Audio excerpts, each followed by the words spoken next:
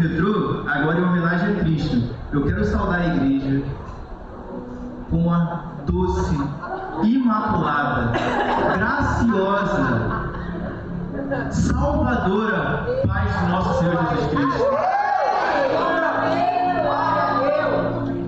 Gente, é uma felicidade estar aqui de novo. Eu tenho bastante tempo que eu não trago a palavra, Deus tem me forjado nesse tempo. E acho que eu nunca tive tão nervoso para trazer a palavra como estou hoje. De verdade. Já trouxe outras vezes, mas estava mais tranquilo, mas essa palavra tem me confrontado muito e tem me revelado muito sobre quem nós somos em Deus e qual o nosso grau de confiança nele. Eu quero convidar vocês a abrir a Bíblia de vocês em 1 Reis, capítulo 19. E a gente vai falar um pouquinho sobre Elias. Gabi, vê se o slide vai ficar bom.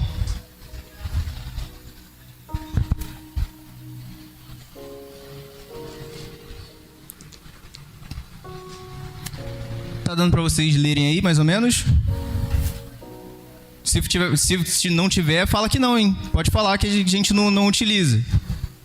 Tá show? Melhorou? Amém. Estão dando para me ver certinho? Amém. Então hoje, essa passagem é muito conhecida. A gente vai estar falando sobre Elias no momento em que ele foge. E quantas vezes nós fugimos, né? Nós fugimos do nosso chamado, nós fugimos das nossas obrigações. E eu quero começar a ler, pode passar o slide aqui, logo ali no 19, versículo 1. Todo mundo achou? Amém? Versículo 1. Acabe fez saber a Jezabel tudo quanto Elias havia feito e como matara todos os profetas à espada. E aqui, antes da gente entrar na palavra, eu vou contextualizar vocês um pouco. Porque tudo o que Elias tinha feito, o quê? O que Jezabel se irou com Elias? Então eu quero voltar com vocês lá no versículo 17, no capítulo 17, perdão, que é onde Deus chama Elias e diz: o povo vai passar por uma grande seca, mas fica tranquilo, vá para o monte, tá? Vai para uma caverna que eu vou sustentar você. E todos esses dias que Elias estava lá, um corvo trazia carne e água para ele. Logo depois, ele desce e encontra com a viúva. E a viúva, passando dificuldade, ele fala: é você que Deus me mandou procurar para me sustentar. E ela: mas o senhor é louco? Como é que eu estou passando necessidade? Eu não sei nem se tem para eu e para o meu filho. E o senhor fala que eu vou te sustentar? E ele fala: só segue minhas palavras. E ela sustenta ele. E não falta, durante todo o período da seca também não falta para ela. E mesmo depois que isso acontece, o filho da viúva morre. E ela se volta contra o profeta: profeta, o que eu te fiz? Você vem na minha casa, eu te dou abrigo, te dou sustento, e o meu filho perece? E Elias, não satisfeito com aquilo, pega o filho, sobe para o quarto, ora, se debruça nele 3 vezes e o filho volta à vida. Mais à frente, capítulo 18, Elias chega para Obadias. Obadias era um servo temente ao Senhor. Ele guardava ali, salvou vários profetas, cerca de 40. Ele cuidava dentro de uma caverna, dava alimento, tudo escondido do rei Acabe de Jezabel. E Elias chega para ele e fala: vá lá em Acabe e fala que eu vou encontrar com ele. Ele não quer todos os profetas? Manda ele falar comigo, eu vou lá falar com ele. E Obadias fala: Elias, mas você é louco, o cara tá matando todo mundo, aí eu vou voltar para ele, eu tava com o profeta, ele vai me matar, ele não vai nem querer saber. E Elias, cheio da autoridade do Espírito Santo, fala: pode ir lá, fala que eu encontrarei com ele hoje ainda eu estarei com ele. Não tema, porque ele não vai te matar. Você está sobre a palavra de Deus, do Deus que me enviou aqui, você está sobre a palavra dele. E ele foi, nada aconteceu com ele, e Elias encontrou com Acabe. E aí ele fala com Acabe, ó, tô revoltado com tudo que está acontecendo aqui. Tô parafraseando, tá, gente? O povo todo tem idolatrado aí esse tal de Baal que Jezabel trouxe para cá, que a sua esposa trouxe para cá. E eu quero que o povo volte pro meu Deus, pro nosso Deus. Então, junta os profetas. A gente marca ali um ponto de encontro. Junta os profetas lá e eu vou estar lá com eles. E a gente vê quem é o Deus de verdade. E isso tudo, Elias debaixo da palavra de Deus. Elias fazendo aquilo que Deus o chamou para fazer, que era ser um profeta. E Elias então encontra os profetas de Baal sozinho. E os profetas de Baal fazendo lá os cultos deles, desde de manhã, na Bíblia não diz certinho, né? Diz desde de manhã até ao meio-dia. Mas vamos colocar que seja 6 da manhã. 6 da manhã é cedo, amém? Desde 6 da manhã lá, cultuando a Baal e nada do fogo descer e acender o altar deles. Nada. E Elias do lado, ei, grita mais alto. Talvez o seu Deus esteja dormindo. E aí você gritando, vai acordar. E eles começaram a falar mais alto. Baal, Baal, acende esse altar. Mostra para eles que você é o Deus. E nada. E a Bíblia diz que eles já estão capengando, já estão mancando aqui, ó, em volta da fogueira e falando, cara, nada acontece. E Elias, mais uma vez cheio da autoridade do Espírito Santo, diz, agora é minha vez. Chama um rapaz, ó, me ajuda aqui. Faz tudo que Deus... Estou adiantando para não ficar muito longo a exposição. Faz tudo que Deus colocou no coração dele para fazer e ora. E nessa oração cai fogo do céu, não somente para acender o altar, mas também para lamber todo o córrego que ele tinha feito em volta, cara. Todo o córrego que tinha em volta. E o povo de Israel, o povo de Jerusalém ali olhou e falou, cara, é o Deus verdadeiro. Onde estávamos com a cabeça? De rejeitar esse Deus. E trazendo para os dias de hoje, nós somos o povo separado, amém? Nós somos o povo eleito e escolhido por Deus. E as pessoas olham pra gente, e será que eles têm visto isso? Cara, que doideira, olha o que Deus dele faz. Ou será que temos sido rasos e apenas vivendo uma vida que a pessoa olha um pro outro, caraca, esse cara aí é cristão? O que Deus tem me movido a trazer para os jovens aqui nas células é profundidade, cara. Nós precisamos ser mais profundos na vida com Deus. Nós precisamos entrar num mar tão profundo que nada mais importe pra gente. Que nada mais importe senão o amor de Deus. Que nada mais importe senão a vontade dele. Mas Marlon, eu tenho faculdade, tenho trabalho, amém. E eu não estou falando para você largar isso tudo e seguir ali. Não.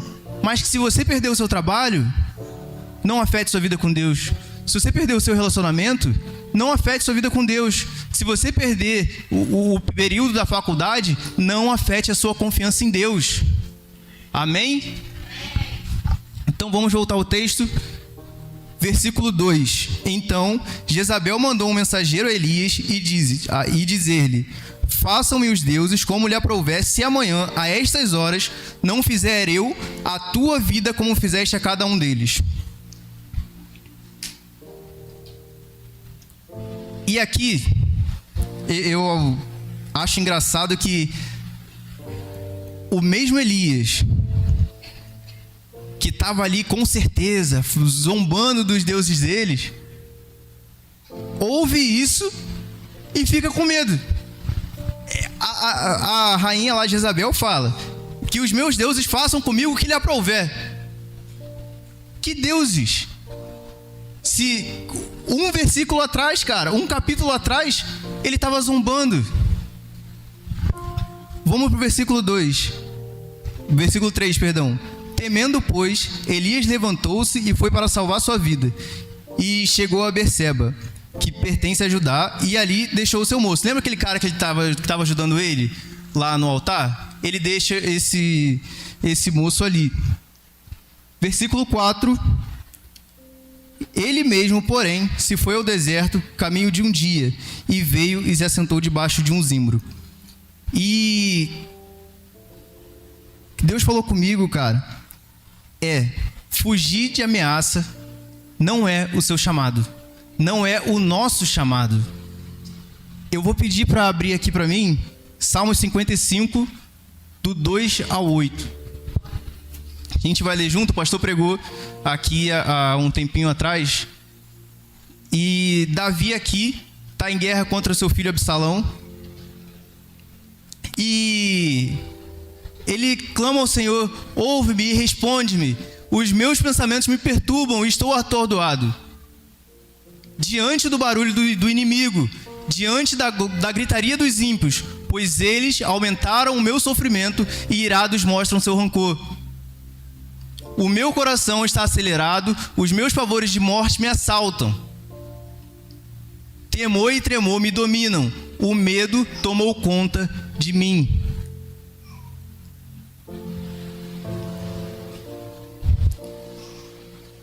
É até o 8. Gabi. Então eu disse: quem me dera eu tivesse asas como pomba, voaria até encontrar repouso. Sim, eu fugiria para bem longe, e no deserto eu teria o meu abrigo. Eu me apressaria em achar refúgio longe do vendaval e da tempestade. E cara, enquanto Davi pensava que queria fazer isso, Elias fez. Elias fugiu. Em meio às ameaças, em meio à gritaria dos inimigos, Elias foge. Mas o que eu quero falar com vocês hoje aqui no segundo, não há medo no amor, cara. No amor que nos salvou, não há medo. Não há inimigo que possa nos desafiar. Quando o inimigo chega pra gente, ao invés de nós fugirmos, nós temos que zombar, cara. Nós temos que estar cheio da autoridade do Espírito Santo para zombar dele. Como ele tenta zombar de nós através dos nossos pecados, das nossas transgressões, nós temos que zombar dele e falar: eu sou remido pelo sangue, cara. Você conhece aquele Jesus lá que morreu na cruz? Ele me escolheu. Ele me amou primeiro e por isso você não tem autoridade sobre mim. Vamos lá em 1 João 4,18.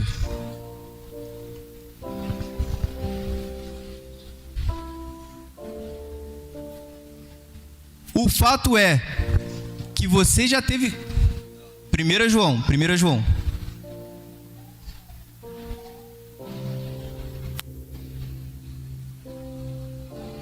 No amor não há medo, ao contrário, o perfeito amor expulsa o medo, porque o medo supõe castigo. Aquele que tem medo não está aperfeiçoado no amor. Quem está aperfeiçoado no amor não sente medo diante das dificuldades.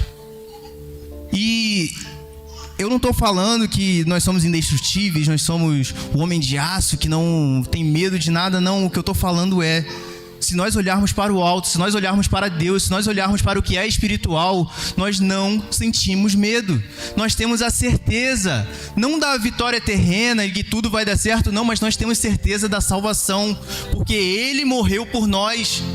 E essa é a nossa certeza, esse é o nosso carimbo, esse é o nosso selo em Cristo Jesus. E Marlan, então como que eu aperfeiçoo esse amor? A gente volta 3 versículos. 1 João 4, do 15 ao 17. Se alguém confessa publicamente que Jesus é Filho de Deus, Deus permanece nele e ele em Deus. Assim, conhecemos o amor que Deus tem por nós e confiamos nesse amor. Deus é amor. Todo aquele que permanece no amor, permanece em Deus e Deus nele. Dessa forma, o amor está aperfeiçoado entre nós, para que no dia do juízo tenhamos confiança, porque neste mundo somos como ele.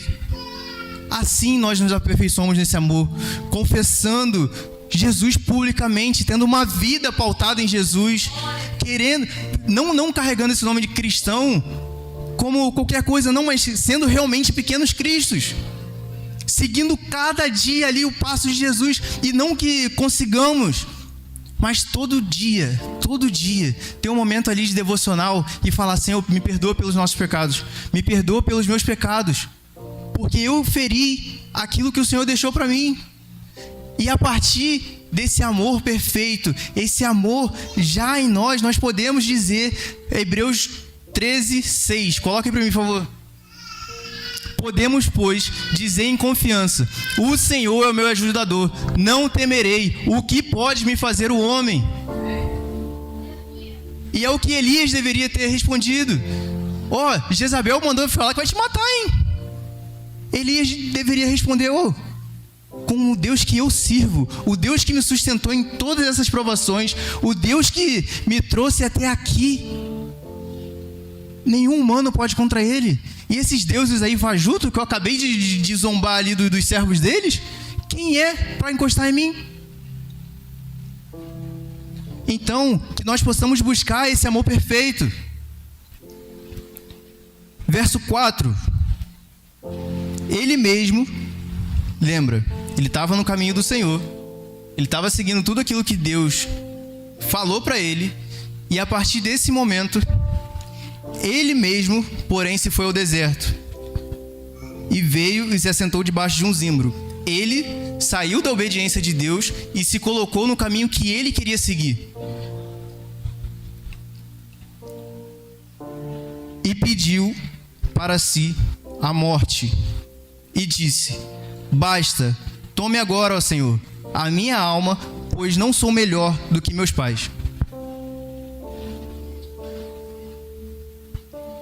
E aqui uma pergunta: se Elias fugiu para não ser morto, por que ele pede a morte agora para Deus? Se a gente olhar num contexto geral, se ele quisesse ser morto, ele morreria lá para Jezabel. Ia parar ali e falar: tô cansado, cara, vou ficar aqui e perecer mesmo. Mas o que levou Elias a esse caminho, a pedir a morte, foi a comparação.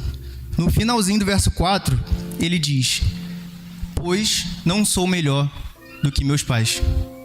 E aqui eu quero pontuar para vocês os 3 males da comparação. Os 3 males da comparação. Gente, eu sei que meu irmão é muito mais bonito que eu, mas não foca nele não.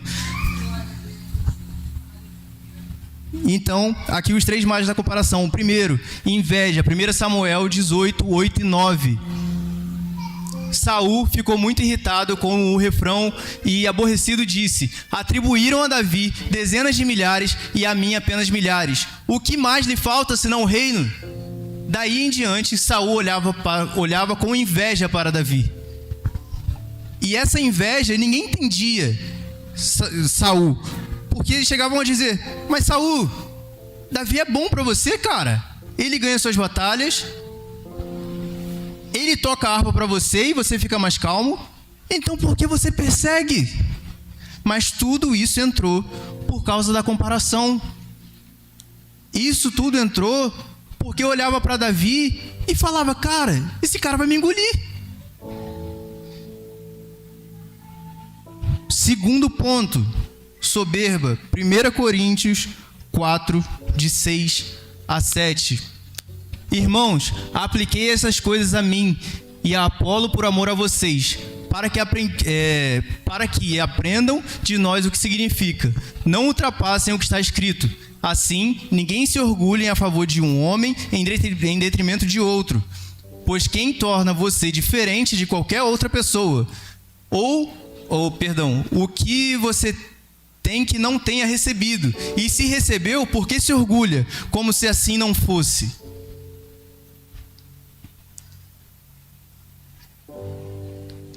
Nós nos comparamos algumas vezes, e às vezes outras pessoas nos comparam a alguém. E quando nós nos comparamos, pode gerar inveja, porque você olha para a pessoa e talvez a pessoa tenha fluído melhor que você em algum aspecto. Você pode gerar soberba, porque você olha para a pessoa e fala: pô, cheguei agora e já passei ele, né? Principalmente em empresa, é o que mais tem. Caraca, entrei aqui agora e já sou chefe, né? Chefe do cara que está aqui há maior tempão. Ou, que é o que a gente está falando nesse texto, que é a depressão. Elias, a partir do momento que se compara aos antepassados, quando ele se refere aqui a paz, ele se refere aos antepassados dele, ele começa a pensar: cara, pô, Abraão, Deus deu uma terra para ele gigante, os descendentes dele são como estrelas no céu. José, governador do Egito. E eu, cara? Ele me chamou, ele me sustentou, mas fiz aquilo tudo lá que ele pediu, o fogo caiu do céu, mas ninguém se converteu. A rainha lá diz que vai me perseguir e Israel continua normal, ninguém me defende, ninguém faz nada. E aqui no próximo slide, só comparamos os resultados, nunca comparamos os processos. Nós só vemos os resultados das outras pessoas. As pessoas, os terceiros, só veem o nosso resultado, o resultado do outro e compara os dois. Mas ninguém quer ver os processos. Elias olhava e dizia: Abraão é o pai da fé. Mas Abraão teve que quase sacrificar Isaac, cara. Abraão, ali o filho da promessa, que ele sempre quis ter, com a esposa. Deus pediu e ele não pensou duas vezes, ele subiu lá ao monte e ia sacrificar, cara. José, governador do Egito, salvou sua linhagem toda, cara, que passaria fome. Mas e os 17 anos lá, preparado, jogado no poço, preso? Ninguém olha para isso. E se nós não olharmos para isso, vamos cair aqui, cara. Vamos cair, porque nós somos falhos, nós somos humanos. E é normal, tá? Eu não vou ser hipócrita de falar: não me compara com ninguém. Isso vem com a maturidade. Nós nos comparamos até com nós mesmos. E talvez tenha aspectos da nossa vida que nós queremos que tivesse um pouquinho mais pra frente e não tá, e a gente se compara e fala: cara, eu não cresci em nada, não evoluí em nada. Você fez vários cursos de várias coisas, está bem na empresa, mas aí olha, talvez para a vida de relacionamento que não fluiu. Cara, não cresci em nada. Para os mais velhos, cara, criei meus filhos, criou os filhos, sustentou os filhos, até aqui, cara, continuo na mesma casa, continuo no mesmo carro, não cresci em nada. Sempre a gente vai olhar e vai ficar parado. Ou, como Elias fez, vamos para uma caverna. No caso aqui, ele ainda vai para o pé de zimbro. E versículo 5: deitou-se e dormiu debaixo do zimbro. Eis que um anjo o tocou e lhe disse: levanta-te e coma. Olhou ele e viu, junto à cabeceira, um pão cozido sobre pedras em brasas e uma botija de água. Comeu, bebeu e tornou a dormir. E esse segundo ponto que eu quero tocar aqui com vocês é: o anseio pelo físico, o anseio pelo natural nos cega o nosso espiritual. O nosso foco pelo que é físico cansa. Se nós olharmos sempre para o nosso mundo físico, do que nós temos que conquistar, do que nós não conquistamos, do que nós queremos, de onde queremos chegar, não, porque eu preciso ser promovido esse ano, porque minha faculdade eu preciso terminar logo, porque eu preciso casar até os 30. Cara, antes de você fazer qualquer coisa, você só tá pensando, você já tá cansado. Já aconteceu com alguém aqui? Você tá pensando em várias coisas e fala, caraca, mané, só de pensar nisso tudo já deu até uma preguiça aqui. Nós não podemos focar no que é físico. Lembra que eu falei lá no início? Até que nada mais importe? Até que nada mais terreno importe pra gente, cara. Até que nós mergulhamos tão profundo na palavra de Deus, no que Ele quer nos revelar no espiritual, que nada importe. Que nada importe. Segundo ponto, Deus continua a nos sustentar e a nos orientar no meio da nossa sonolência. Nossa vida como cristão, como o pastor pregou aqui no domingo, é uma maratona, né? E a gente não segue em linha reta.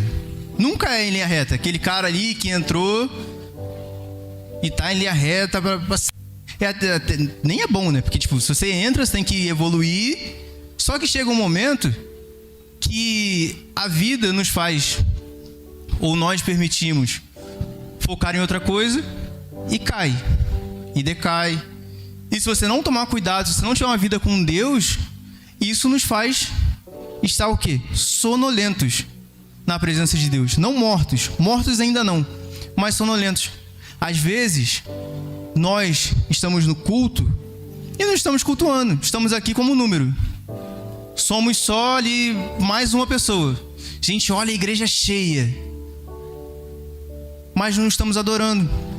Eu passei por isso no início assim da minha conversão. Eu vinha, mas não é que eu não estava adorando. Eu ficava tão perplexo do que Deus tinha feito na minha vida, e no meio que eu estava, com a igreja viva, com a igreja ali respondendo os louvores, a igreja orando, a igreja, que eu ficava, caraca, mano. Mas aí isso se torna natural. A gente vem pra igreja, vê um monte de gente louvando, vê um monte de gente orando. E se a gente ficar só olhando o tempo todo, a gente vai estar, pô, de novo isso daqui, cara. Mas mesmo assim, Deus continua nos sustentando. Versículo 7. Voltou a segunda vez o anjo do Senhor, tocou-lhe e disse, levanta-te e come. 2 vezes. O anjo chega a primeira vez, ele está dormindo. Irmãozão, come lá. Você pediu para que eu tirasse sua vida, mas eu não vou tirar não. Come lá porque você precisa viver ainda. E ele vai, levanta, come. E isso, aqui, no nosso, pelo menos no meu particular, às vezes eu sou sonolento e venho para a igreja, cara, Deus dá uma palavra. Pô, cara, é isso que Deus tinha despertado no meu coração. Cara, agora eu saí daqui já saciado. Chego em casa, vou dormir. Volto no outro culto, estou dormindo no outro culto também. Nós não podemos nos conformar em estar sonolentos na presença do Senhor. Nós não podemos nos conformar em estar dormindo na presença do Senhor. Cara, olha a imensidão desse Deus. Olha quantos segredos, quantas realidades Ele quer te mostrar, quantos caminhos Ele quer te revelar. E nós estamos dormindo. Nós estamos dormindo. Versículo 8. Levantou-se, pois, comeu e bebeu, e com a força daquela comida, caminhou 40 dias e 40 noites, até Horebe, o monte de Deus. Ali entrou numa caverna.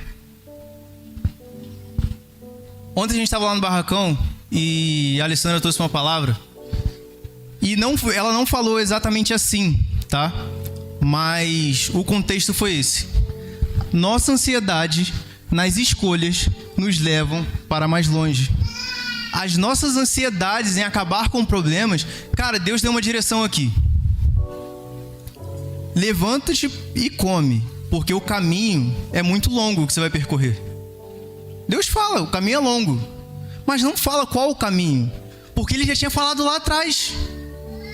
O que Ele falou para Elias fazer, Ele já tinha falado lá atrás. E Elias vai pelo seu caminho, e ouve uma palavra do Senhor, o caminho vai ser longo, hein? É igual aquela revelação revelada. Deus tem um propósito de Deus na sua vida. Aí você sai dali, não, Deus tem um propósito para mim. Deus tem um propósito para mim. Só que você tá tão sonolento. Sabe quando você acorda meio grog e você não sabe nem o que tá acontecendo? Eu morro de rir com esses vídeos de rios, que o cara tá dormindo e o pessoal coloca lá uma caixa de som e a pessoa acorda, cara, o que tá acontecendo? Ou então quando tá jogando e começa a jogar lá, você fica, cara.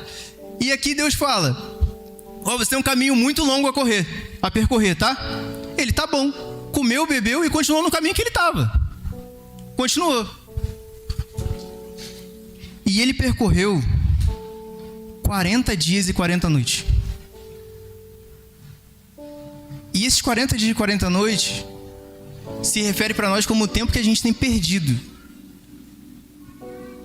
indo contra aquilo que Deus colocou em nossos corações, cara.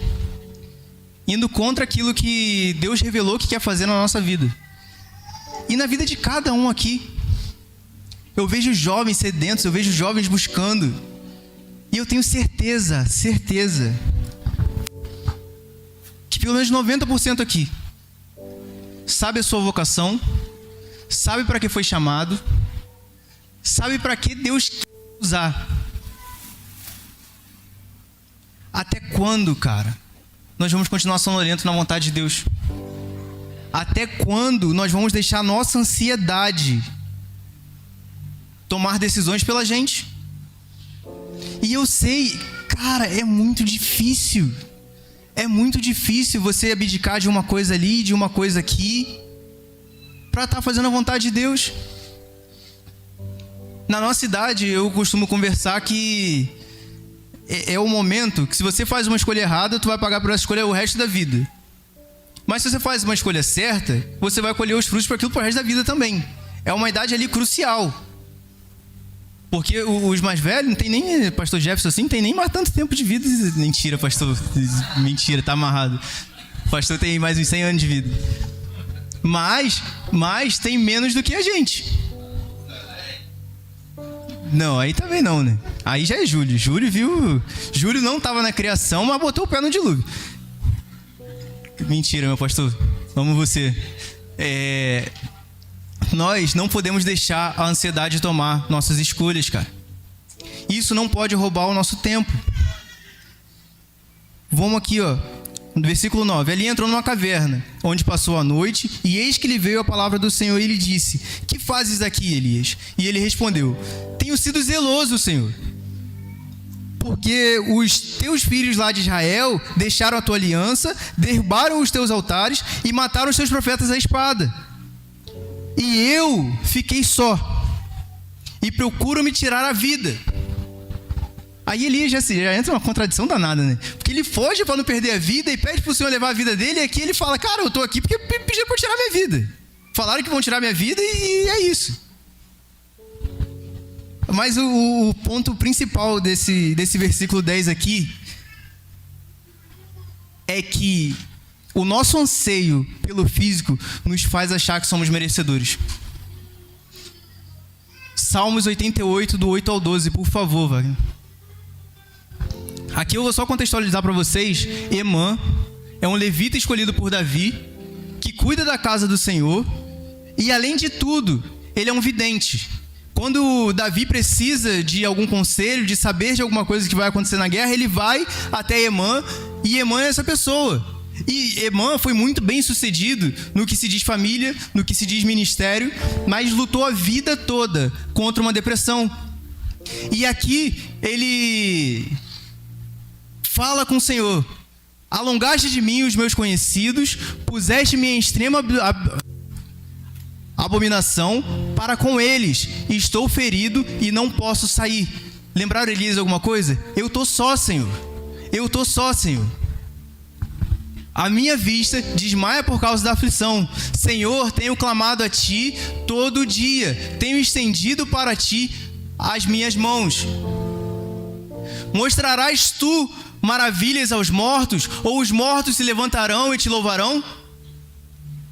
Será anunciada a tua benignidade na sepultura ou a tua fidelidade na perdição? Saber-se-ão as tuas maravilhas nas trevas e a tua justiça na terra do esquecimento?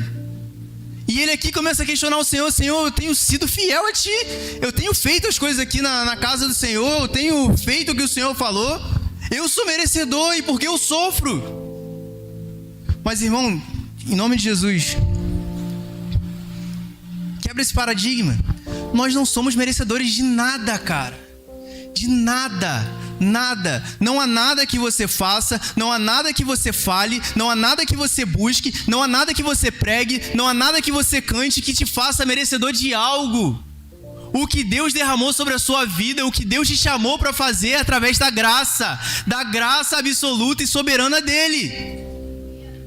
Nós nunca, cara, assim, de verdade, nem tá aqui no esboço, mas Filipenses 2, só contextualizar para vocês. O Deus eterno desce à terra, tá aqui andando entre a gente, curando, fazendo milagres, sinais, maravilhas, pregando aquilo que o Pai falou para ele fazer. E ele chega e fala: não olhe para mim não, olhe para o Pai, porque Ele que me enviou, o amor dele que quer a remissão de vocês. Eu estou aqui só com um propósito: de ligar esse fio mais uma vez. Eu estou aqui com o propósito de trazer mais uma vez aquela intimidade que se perdeu lá atrás. O Filho, cara, Jesus, o Verbo vivo, o pão vivo que desceu do céu, Deus, falou: não olhe para mim, porque é meu Pai. E nós achamos que somos merecedores de alguma coisa. Na verdade, nós temos certeza que somos merecedores de alguma coisa. Irmã deixou isso claro. Elias está aqui dizendo: Senhor, eu sou zeloso, por que estão procurando me matar? Se eu sou zeloso com a tua palavra, o Senhor tinha que me defender. E não é que Deus não defende, é que ele saiu dos caminhos de Deus. Ele saiu debaixo da palavra de Deus e agora está falando: Senhor, porque o Senhor não está me protegendo. E o Senhor está olhando e falando: meu filho, eu continuo aqui. É você que está indo para longe. É você que está indo para longe. Mas nessa noite, cara, 1 Reis 11, disse-lhe Deus: sai e ponte neste monte perante o Senhor. Eis que passava o Senhor. Cara, Elias está falando, respondeu isso para Deus, e Deus fala: tá bom, você é zeloso, você é o cara, né? Então faz o seguinte, eu vou passar e você me encontra ali na frente, tá? Você me encontra ali na frente. E versículo 11 e 12, né? Eis que passava o Senhor, e um grande e forte vento fendia os montes e despedaçava as penhas diante do Senhor. Porém, o Senhor não estava no vento. Depois do vento, um terremoto, mas o Senhor também não estava no terremoto. Depois do terremoto, um fogo, mas o Senhor também não estava no fogo. E, cara, Deus fala para ele encontrar, não porque estava debochando de Elias, mas sabia que mesmo em meio àquilo dali tudo, Elias ainda tinha intimidade com ele. Elias, mesmo ali seguindo um caminho que não era o dele, Elias não se voltou contra Deus em nenhum momento. Elias pediu a morte porque estava ali se comparando aos seus pais. Elias entrou numa cova existencial, mas em nenhum momento ele fala: Senhor, tu não és mais o meu Deus. Ele continua reconhecendo o Deus que ele serve. Ele continua reconhecendo aquele que o chamou. E eu quero que vocês, no caso, a projeção, se vocês estiverem com a Bíblia aí, Apocalipse 3:20. Porque eu falo muito isso com os jovens aqui, cara. O plano da salvação não é simplesmente, na verdade, nunca foi o foco, te livrar do inferno, dizer pra você que, não, se você seguir a Deus, você não vai pro inferno. Não, cara. O plano da salvação é retomar aquilo que foi perdido lá no Éden. O que foi perdido no Éden? A intimidade, cara. Deus vinha face a face falar com Adão. E Apocalipse 3:20, Jesus revela a João e diz: eis que estou à porta e bato. Se alguém ouvir a minha voz e abrir a porta, entrarei até ele, e com ele cearei, e ele comigo. Quando alguém bate lá no seu portão: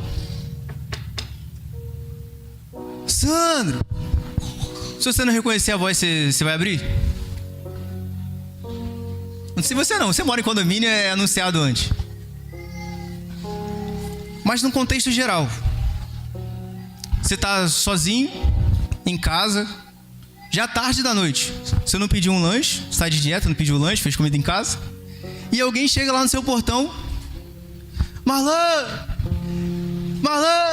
cara, eu não saio de jeito nenhum, eu fingo que eu estou dormindo, eu faço qualquer coisa, mas eu não saio, porque eu não reconheço a voz. Nós só reconhecemos a voz de quem é próximo, de quem convive com a gente. Vocês já perceberam que até mesmo o pessoal que já conviveu com a gente, se a gente ficar muito tempo sem conviver, sem falar, sem nada, você vai esquecendo como é o tom de voz da pessoa. Quando ela chamar, você vai reconhecer, falar: caraca, eu conheço essa voz, e vai puxar na memória e vai lembrar. Mas não é de imediato. E Jesus deixa bem claro: eis que estou à porta e abro. Aquele que me ouvir e abrir, entrarei, cearei com ele. Cara, cearei com ele. Mesa, relacionamento. Ele quer estar sentado ali pertinho de você, cara, face a face com você, falando: meu filho, que bom que tu ouviu minha voz. Que bom que você guardou os meus mandamentos. E esse amor, cara, que quer um relacionamento com a gente, é o mesmo amor que nos leva ao arrependimento. É o mesmo amor que nos leva ao arrependimento. Versículo 13. Deus se revela ali como um ciclo suave. O ministério de louvor pode subir. Deus se revela ali como um ciclo suave e aparece. E Elias envolveu o rosto no manto e saiu, pôs-se à porta da caverna. Eis que lhe veio uma voz e pergunta mais uma vez: Elias, o que fazes aqui? E Elias responde mais uma vez, e aumenta a entonação ainda: Senhor, eu tenho sido um extremo zeloso. Eu sou merecedor demais, porque eu tenho sido um extremo zeloso da tua palavra. Eu tenho sido um extremo zeloso da tua palavra, porque os seus filhos lá de Israel deixaram a tua aliança, derrubaram os teus altares e mataram os teus profetas à espada, e eu fiquei só. Aí a gente volta lá atrás. Você lembra que ele estava acompanhado, não lembra? E ele deixou a pessoa lá. Foi Deus que falou: Elias, você precisa ficar sozinho para fazer... Não foi. Ele deixou o rapaz lá e seguiu pela própria caminhada. Às vezes tem pessoas perto de nós que estão tentando nos impulsionar, que estão tentando ali te trazer para mais perto de Cristo, te trazer para mais perto daquilo que o Senhor te chamou para fazer. E nós falamos: não, tá bom, fica ali, deixa eu vir aqui pro meu canto. E depois, mais para frente, falamos: Deus, eu tô só. Eu tô só porque eu sou um zeloso da tua palavra, eu faço tudo certinho, as pessoas não entendem que eu faço tudo certinho, me perseguem e eu tô sozinho. sendo que nós afastamos as pessoas. Eu brinquei com Pedro quando ele trouxe a palavra, quando trouxe a célula, que ele falou: nós sofreremos perseguições, sim, amém. Aí ele falou que nós às vezes não somos convidados para alguns lugares porque somos cristãos. Sim, acontece. Mas às vezes acontece porque nós somos chatos. Às vezes acontece porque nós estamos insuportáveis. O pastor falou aqui, posso abrir, pastor? Aqui na célula, aqui na macrocélula, que no início ali da conversão dele, ele estudava tanto, estudava, que quem sofreu era a Maraísa, porque ele ficava chato, tudo ele queria corrigir, tudo ele queria saber linha teológica.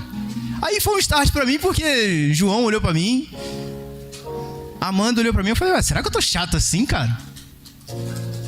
E às vezes nós somos esse chato, cara. Às vezes tá conversando sobre futebol e a gente tá lá: não, porque o Gabigol não é cristão, então eu não comemoro quando ele faz gol. E nos tornamos uma pessoa insuportável. Nós escolhemos estar sozinhos. Mas Deus, cara, em sua infinita misericórdia, no versículo 15 ele diz: vai, volta ao teu caminho para o deserto de Damasco.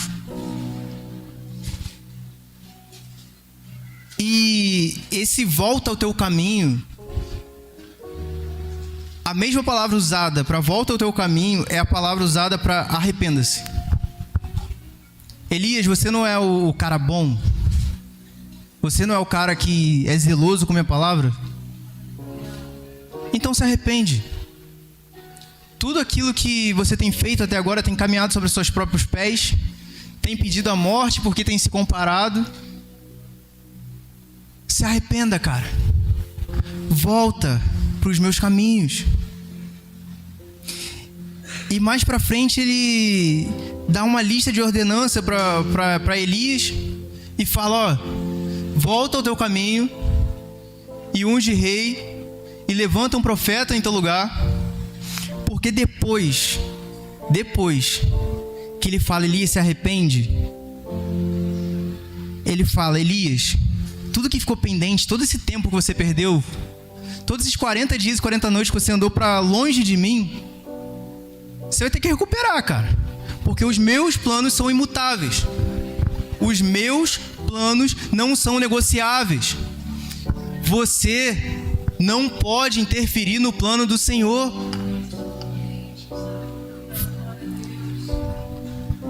Cara, você não pode, não tem autoridade. Cara, nós não somos nada se não tivermos Ele. Nós não somos nada senão o reflexo dele. Então, como nós, no nosso egocentrismo, achamos que podemos mudar o que o Senhor quer fazer?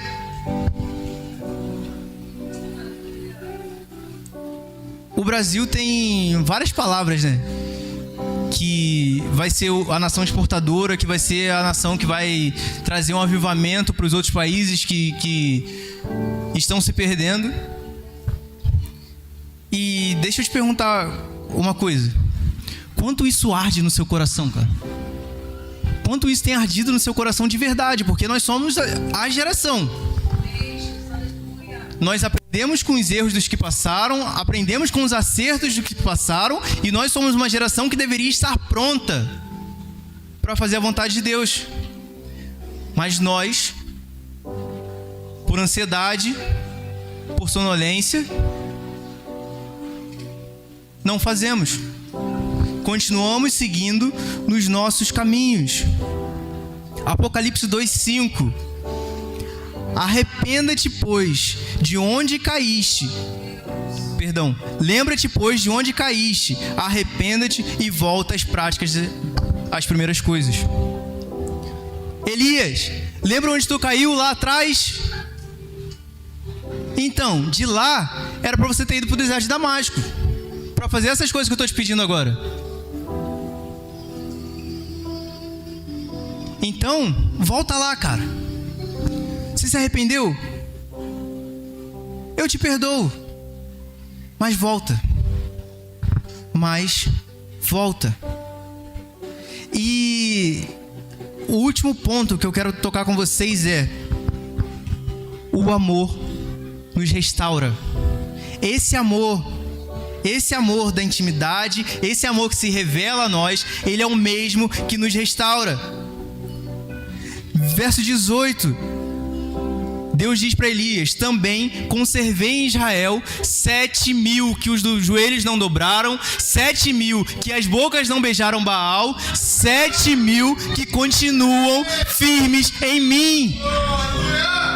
Quando você diz que eu tô só, é porque você está olhando para o terreno. Quando você diz: Senhor, eu tento impulsionar a minha igreja, mas ninguém vem comigo. Quando eu digo: Senhor, eu tenho feito tudo, mas ninguém vem comigo. Cara, não existe só você. Existe vários e vários prostrados aos pés do Senhor e passando pela mesma coisa. E sabe qual é a diferença dos que chegam lá e dos que não chegam? É que os que não chegam dormem. É os que não chegam param e diz: Senhor, eu tenho sido zeloso, mas as coisas não acontecem, Senhor. E ele diz: enquanto você estava aí dormindo, murmurando, tinha 7.000 lá, resistindo a Jezabel, resistindo a Acabe, resistindo àquilo que o mundo tenta nos imputar. E eu quero que vocês se coloquem de pé nesse momento e pensem em uma coisa só.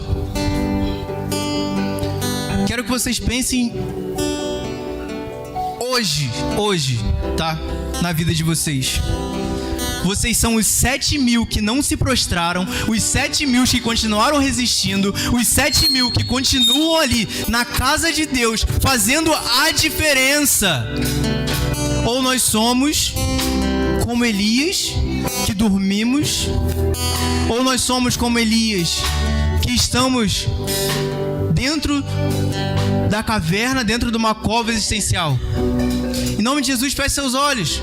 Comece a pensar nisso. Todas as vezes que você dormiu, todas as vezes que Deus te deu uma direção e você, ao invés de, naquele momento, ir aos pés do Senhor e falar: Senhor, obrigado por me revelar mais uma vez, nós só preferimos falar: cara, palavra abençoada. Enquanto eles cantam essa música, eu quero que vocês pensem realmente nisso. E eu quero deixar aqui só mais um detalhe. Lembra aquele mover de Deus lá nos Estados Unidos, no início do ano? Vocês sabem como é que começou aquilo dali? Teve uma pregação na faculdade.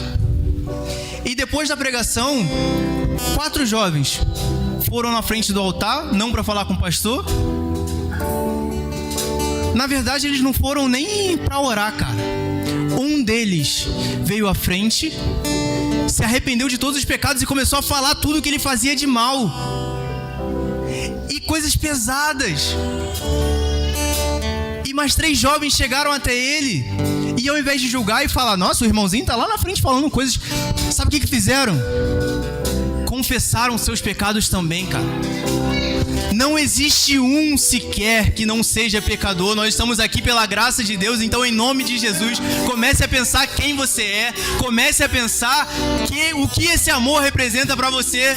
Em nome de Jesus. Em nome de Jesus.